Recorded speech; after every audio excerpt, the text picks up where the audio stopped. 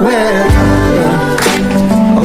could it be better? Just come right on over and make yourself complete. Lean on me tonight. We stay sober. Assalamualaikum warahmatullahi wabarakatuh. Nah, pada video kali ini kita akan membahas materi tentang Perkembangan masa remaja. Apa sih perkembangan masa remaja itu? Nah, kalian penasaran kan? Untuk itu, simak sampai selesai ya.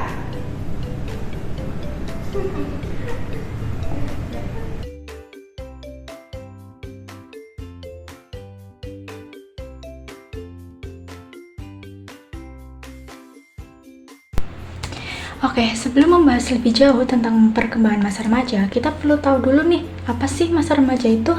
Nah, jadi menurut Santrok, masa remaja adalah masa transisi atau masa peralihan dari masa kanak-kanak ke masa dewasa yang ditandai dengan adanya masa krisis identitas. Selain itu, masa remaja juga disebut sebagai masa pubertas. Apa sih masa pubertas itu? Nah, jadi masa pubertas itu masa di mana terjadi perubahan fisik atau hormonal pada diri setiap individu. Misalnya nih, yang cewek udah mulai menstruasi, kemudian yang cowok udah mulai tumbuh kumis, tumbuh jenggot, dan lain sebagainya. Selanjutnya, pada masa remaja ini dibagi atas beberapa periodisasi. Yang pertama yaitu periode usia 12 sampai 14 tahun. Nah, di masa ini remaja mulai ada rasa ketertarikan atau rasa suka dengan lawan jenis. Kemudian remaja juga sudah tidak suka diperlakukan seperti anak kecil lagi. Kemudian di masa ini remaja juga sudah mulai berpikir kritis. Kemudian yang kedua yaitu periodisasi usia 14 sampai 16 tahun. Nah, di masa ini remaja sudah mulai cemas dengan perubahan fisik yang dialaminya.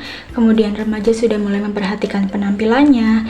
Tetapi di masa ini remaja juga masih pelin-pelan. Kemudian di masa ini remaja masih suka menyembunyikan isi hati. Yang ketiga yaitu periodisasi usia 17 sampai 18 tahun. Nah, di masa ini perubahan fisik pada remaja sudah mulai matang, tetapi untuk kedewasaan dan psikologisnya masih belum tercapai sepenuhnya. Jadi di masa ini kebanyakan remaja masih bersifat kekanak-kanakan. Kemudian terdapat beberapa ciri-ciri yang ada dalam masa remaja. Apa sih ciri-cirinya? Yang pertama, masa remaja ini disebut sebagai periode penting. Kenapa ya? Kok disebut sebagai periode penting? Karena pada masa ini itu berkaitan dengan sikap dan perilaku yang dialami oleh remaja. Yang kedua, masa remaja disebut sebagai periode peralihan. Apa sih periode peralihan? Jadi, masa remaja ini dianggap sebagai masa peralihan atau masa transisi dari masa kanak-kanak ke masa dewasa. Kemudian, masa remaja juga dianggap sebagai periode perubahan. Perubahan yang dimaksud di sini adalah perubahan secara fisik, perubahan secara hormonal, perubahan secara psikologis, bahkan perubahan perilaku. Yang selanjutnya, masa remaja juga disebut sebagai periode bermasalah. Nah, meskipun disebut sebagai periode bermasalah, pada masa ini remaja lebih sering menyelesaikan masalahnya secara sendiri, tanpa bantuan orang lain. Masa remaja juga disebut sebagai masa munculnya rasa ketakutan. Nah, pada masa ini, remaja sudah mulai overthinking, entah itu tentang masa depan, tentang percintaan, tentang karir, tentang pendidikan, dan lain sebagainya. Masa remaja juga disebut sebagai periode yang tidak realistik. Nah, yang dimaksud tidak realistik di sini adalah remaja sering membandingkan dirinya dengan orang lain, merasa insecure, merasa orang lain lebih hebat, merasa orang lain lebih bisa, merasa orang lain lebih pintar, dan lain sebagainya. Oke, selanjutnya ada kuis nih. Jadi pertanyaannya, tidak suka diperlakukan seperti anak kecil merupakan fase masa remaja pada usia berapa?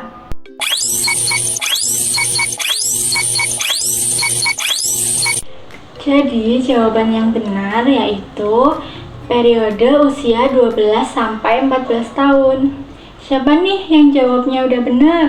Nah, selanjutnya yaitu macam-macam perkembangan. Ada 4 macam perkembangan pada masa remaja, yaitu yang pertama, perkembangan fisik dan psikoseksual, yang kedua perkembangan kognitif, yang ketiga perkembangan psikososial, dan yang keempat adalah perkembangan moral.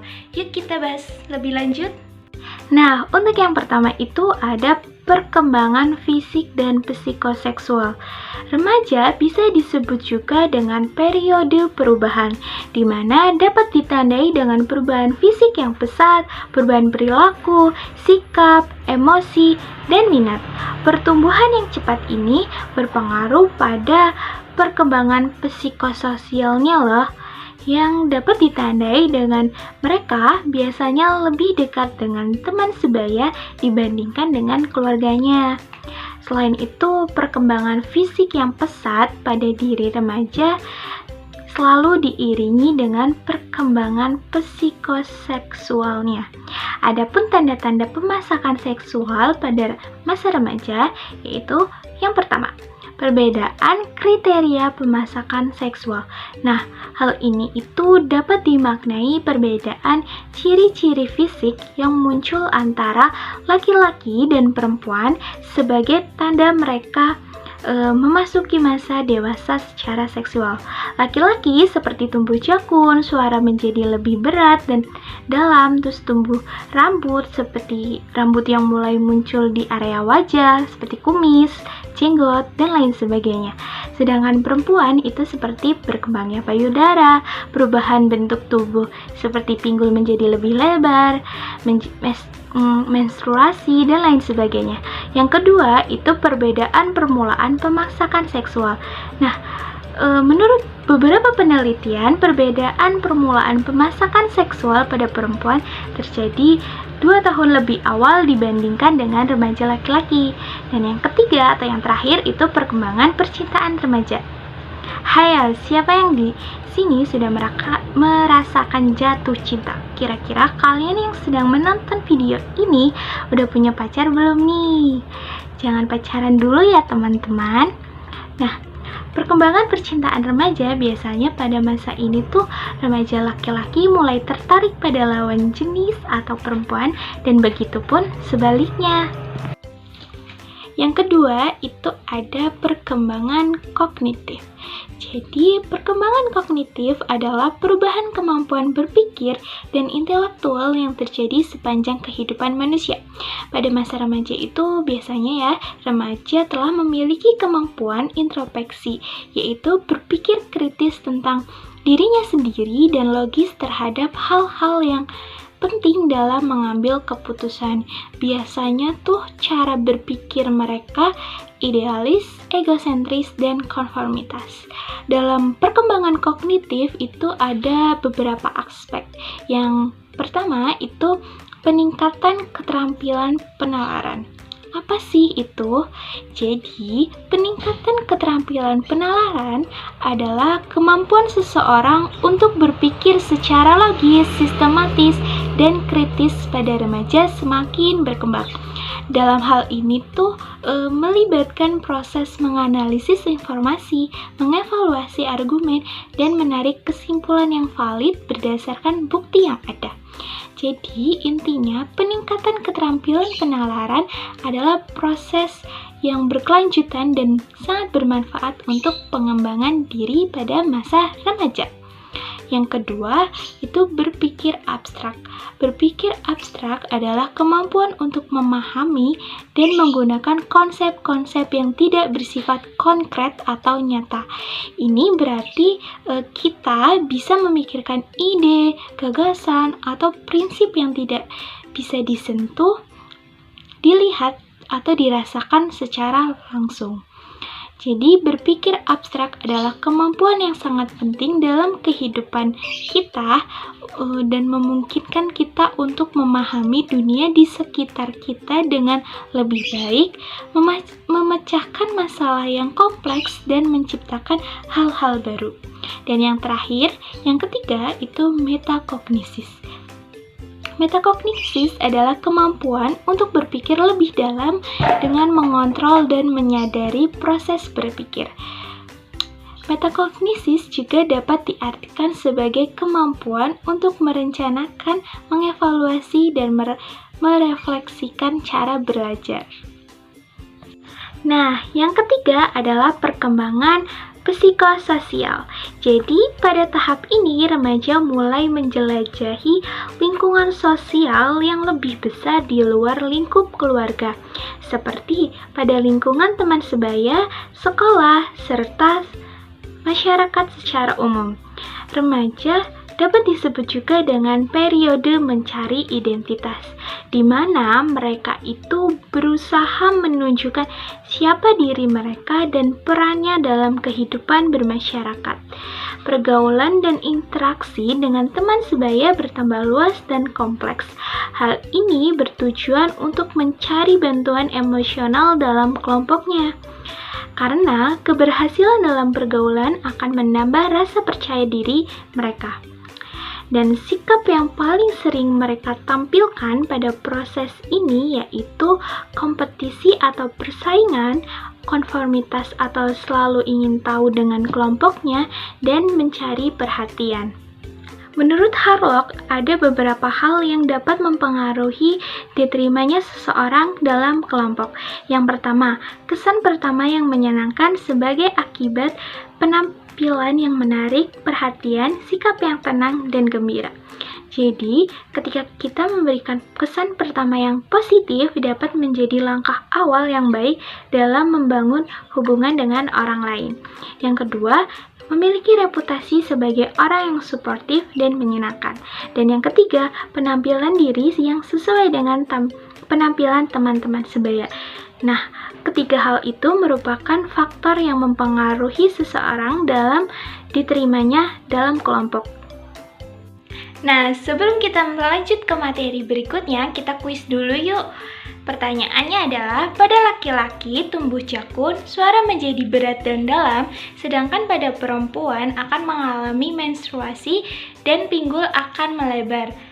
Hal tersebut termasuk macam-macam perkembangan apa?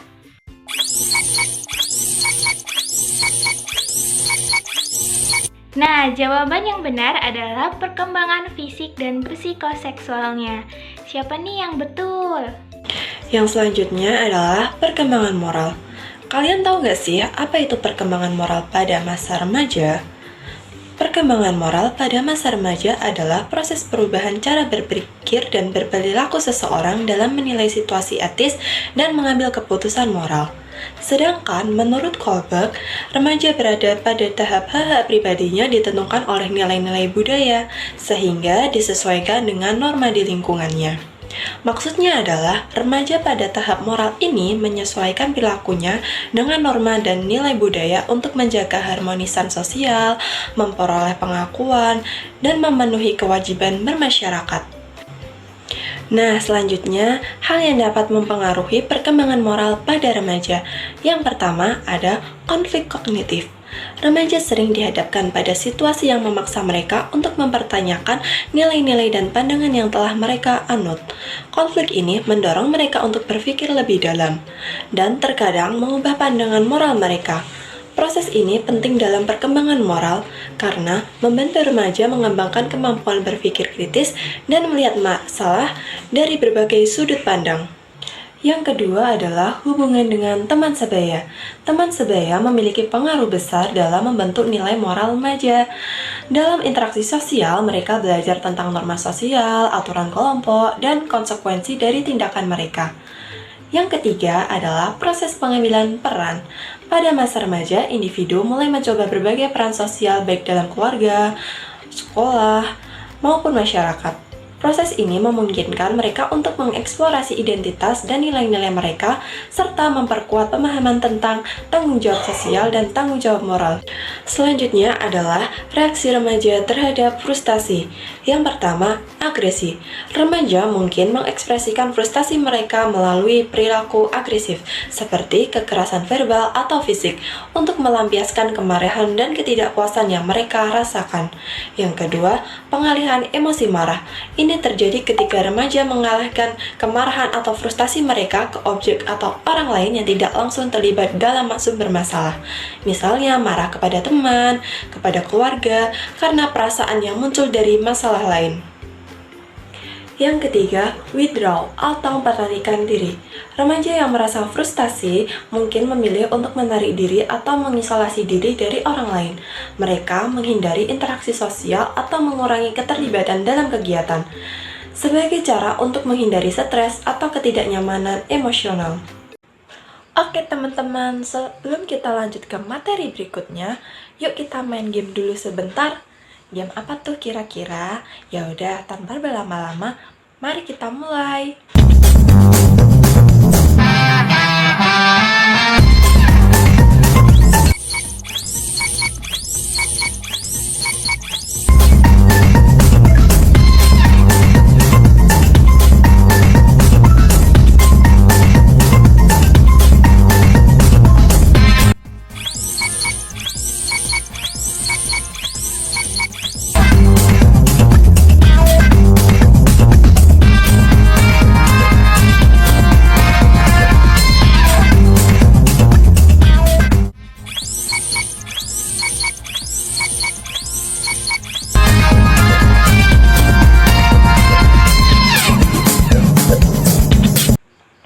Wah, hebat banget kalian semua. Sekarang kita lanjut ke materi berikutnya ya. Minat remaja. Kalian tahu gak sih apa itu minat remaja? Minat remaja adalah ketertarikan atau perhatian yang kuat terhadap sesuatu yang dianggap menarik dan menyenangkan oleh remaja. Yang pertama ada minat rekreasi. Pada masa awal remaja, aktivitas permainan dari tahun ke tahun sebelumnya beralih dan diganti dengan bentuk rekreasi yang baru. Beberapa contoh minat pada rekreasi adalah permainan atau olahraga, bersantai dan berpergian, membaca dan menonton, dan lain sebagainya. Yang kedua ada minat sosial. Minat sosial merupakan rasa keterlibatan diri dalam suatu kelompok yang memungkinkan individu untuk memiliki rasa empati terhadap anggota kelompok lain dan berorientasi untuk kepentingan bersama. Yang ketiga, minat pribadi. Minat pribadi remaja adalah kecenderungan seseorang untuk menyukai atau tertarik pada suatu objek, peristiwa, atau proses tertentu. Minat pribadi antara lain minat pada penampilan diri, minat pada prestasi, minat pada pendidikan, minat pada agama, dan lain sebagainya. Oke, yang selanjutnya aku kasih kuis nih. Soalnya adalah ketika remaja merasa frustasi dan melampiaskan kemarahannya kepada orang lain yang tidak terlibat dengan masalah utama, reaksi ini disebut A. Withdrawal, B. Pengalihan emosi marah, C. Agresi, D. Penyangkalan. Nah, kira-kira jawabannya apa ya? Aku kasih waktu 5 detik buat kalian menjawab. 5, 4, 3, 2, 1. Dan jawabannya adalah B. Pengalihan emosi marah. Nah, jawaban teman-teman udah benar apa belum nih? Mengapa pengalihan emosi marah? Jadi, pengalihan emosi marah terjadi ketika remaja mengalihkan perasaan frustasi atau kemarahannya kepada objek atau orang lain yang tidak secara langsung terkait dengan sumber masalahnya. Sudah paham kan? Nah, selanjutnya kita akan lanjut ke materi selanjutnya, yaitu masa kritis pada remaja nih teman-teman.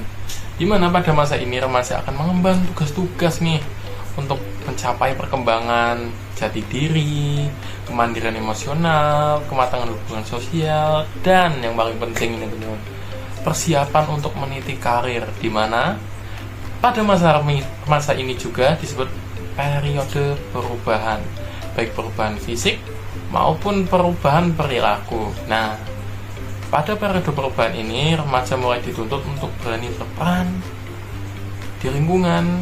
Nah, sebagian besar remaja hal ini dapat menimbulkan masalah nih dari yang tadi, sehingga ada yang menyebutnya adalah masa bermasalah atau masa kritis.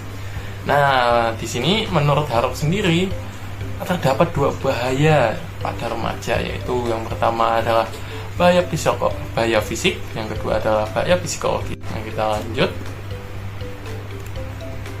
Nah, berikut merupakan contoh dari bahaya fisik. Yang pertama adalah kematian, di mana jutaan remaja mengalami kematian, entah itu dialami oleh penyakit, perbunuhan, kanker, dan penyakit jantung. Nah, dan ini adalah kecelakaan, di mana hampir setengah dari kematian remaja di Indonesia maupun di dunia itu disebabkan oleh kecelakaan. Nah, ada fun fact nih teman-teman, bahwa remaja laki-laki lebih mungkin meninggal daripada remaja perempuan. Nah, kenapa nih? Nah, tentunya seperti yang kita tahu bahwa remaja laki-laki ini sering melakukan aktivitas yang lebih aktif nih dan lebih terbuka dibanding oleh remaja perempuan yang mungkin lebih pasif dan aktivitasnya tertutup. Yang kedua, contoh dari bahaya fisik yaitu bunuh diri teman-teman, dimana bunuh diri adalah usaha atau tindakan atau pikiran yang bertujuan untuk mengakhiri hidup yang dilakukan dengan sengaja, mulai dari pikiran pasif tentang bunuh diri sampai akhirnya benar-benar nih melakukan tindakan yang mematikan. Nah, pada bunuh diri pada remaja ini sering disebabkan akibat stres bermedia sosial seperti perundungan cyber ataupun masalah-masalah di sekolah maupun di lingkungan keluarga. Adalah bahaya fisik dari cacat fisik, di mana cacat fisik pada remaja ini bisa disebabkan oleh penyakit, kecelakaan, atau kelalaian bawaan, di mana remaja dengan cacat fisik yang mengalami masalah dengan kepercayaan diri dan kemandirian, di mana mungkin mereka takut nih untuk berteman atau melakukan aktivitas lainnya seperti biasa. Nah, ada fun fact lagi nih buat teman-teman, di mana pemerintah Indonesia telah mengubah nih istilah cacat menjadi disabilitas. Kita lanjut, ada apa nih teman-teman? Nah, selanjutnya adalah contoh bahaya dari bahaya psikologis. Yang pertama adalah perilaku sosial, di mana perilaku sosial ini pergaulan dengan lingkungan yang tidak mendukung, di mana remaja yang bergaul dengan kelompok yang memiliki perilaku negatif seperti penyalahgunaan obat bisa terancam, merasa tertekan, cemas, atau bahkan depresi. Nah, ini jangan ditiru ya teman-teman. Selanjutnya ada penggunaan media sosial tanpa pengawasan, di mana remaja dapat mengalami resiko terkena atau menjadi pelaku nih teman-teman. Siapa nih? Di mana seperti cyberbullying atau body shaming, di mana hal ini atas membuka pikiran remaja terganggu atau mengalami depresi teman-teman. Adalah perilaku seksual, di mana perilaku seksual ini mengarah pada pergaulan bebas ya teman-teman, di mana dapat menyebabkan kehamilan di luar nikah dan berbagai penyakit kelamin termasuk HIV, stres, rasa bersalah, dan kecemasan yang lebih tinggi, depresi. Kita bisa melakukan pencegahan dengan melakukan penyuluhan, mengenalkan bahaya nih dan dampak-dampaknya dari seks bebas. Nah, kita juga bisa menciptakan lingkungan yang mendukung di rumah dan di sekolah.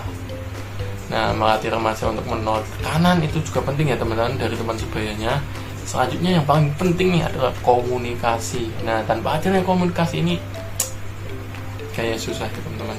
Nah, makanya kuncinya adalah komunikasi ya teman-teman. Nah, kita lanjut, ada apa nih? Nah, selanjutnya ada perilaku moral, di mana perilaku moral yang di sini adalah contoh tawuran antar siswa ya teman-teman. Nah, selain tawuran antar siswa, kita juga tentang perilaku moral adalah penggunaan narkoba atau obat-obatan terlarang ya teman-teman, yang dimana ini ilegal ya teman-teman, membanggakan terhadap orang tua atau guru.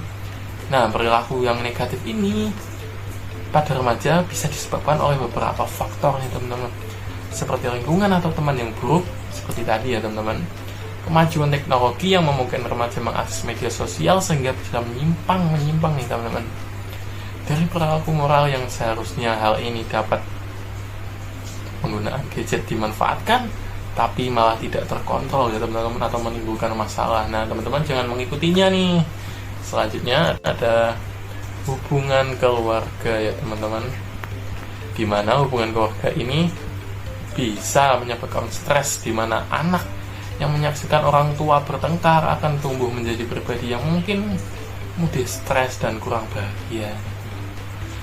Selanjutnya, pada hubungan keluarga ini harus harmonis ya teman, di mana nanti kalau tidak kita akan mengalami depresi juga, di mana perceraian dan keluarga broken home dapat menyebabkan efek traumatik nih, di mana padahal anak nih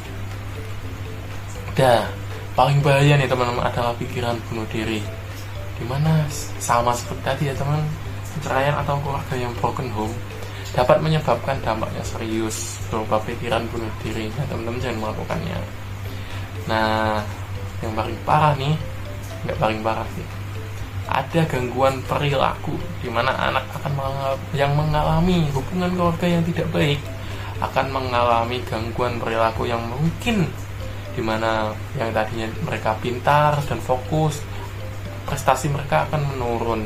Nah selanjutnya kita sudah memasuki sesi kuis ya teman-teman, dimana ini adalah materi terakhir, dimana sesi kuis ini untuk menguji nih teman-teman apakah bisa memahami tentang materi yang sudah saya sampaikan tadi. Nah ada soal nih, apa tuh? Apa contoh bahaya psikologis yang dapat dialami oleh remaja nih teman-teman? A. Kematian. B. Cedera ketika berolahraga. C. Perkelahian dengan teman sebaya. D. Dikucilkan oleh lingkungan sosial. Dan E. Pola hidup tidak sehat. Nah bisa teman-teman jawab nih, coba apa jawaban teman-teman nih? Saya kasih waktu 5 detik ya. 1, 2, 3, 4, 5. Selesai ya teman-teman. Kita lihat nih apakah jawaban teman-teman semua benar. Ceng ceng ceng. Nah jawabannya adalah D teman-teman, yaitu dikucilkan oleh lingkungan sosial. Nah seperti materi yang sudah saya sampaikan sebelumnya, bahwa ada tuh bahaya psikologis tentang lingkungan sosial. Dan ya teman-teman, kita sudah sampai di penghujung video ya teman-teman, dimana saya akan membacakan kesimpulan nih dari materi yang sudah teman-teman saya sampaikan dan juga saya sendiri, dimana masa remaja merupakan adalah masa peralihan dari masa kanak-kanak ke masa dewasa, dimana masa remaja dapat dimulai sejak usia 12 sampai 18 tahun. Selama masa ini terjadi banyak perubahan yang signifikan, fisik, kognitif, maupun sosial emosional, dimana perkembangan masa remaja sangat terlihat perubahan-perubahan yang terjadi, seperti perkembangan fisik yang terlihat dari bentuk tubuhnya, tinggi, dan proporsi tubuhnya, dan perkembangan kognitif terlihat dari cara berpikir yang sudah mulai berpikir dengan baik atau lebih kritis, tidak seperti pada masa kanak-kanak ya teman-teman. Sedangkan pada masa perkembangan psikososial, yaitu terlihat pada beberapa hubungan dengan orang tua dan teman sebayanya. Nah, jadi tadi adalah video tentang materi perkembangan masa remaja nih teman-teman. Gimana nih, kalian udah pada paham belum? Seru kan? Ada games dan kuisnya juga. Semoga video ini dapat bermanfaat untuk kalian ya. Wassalamualaikum.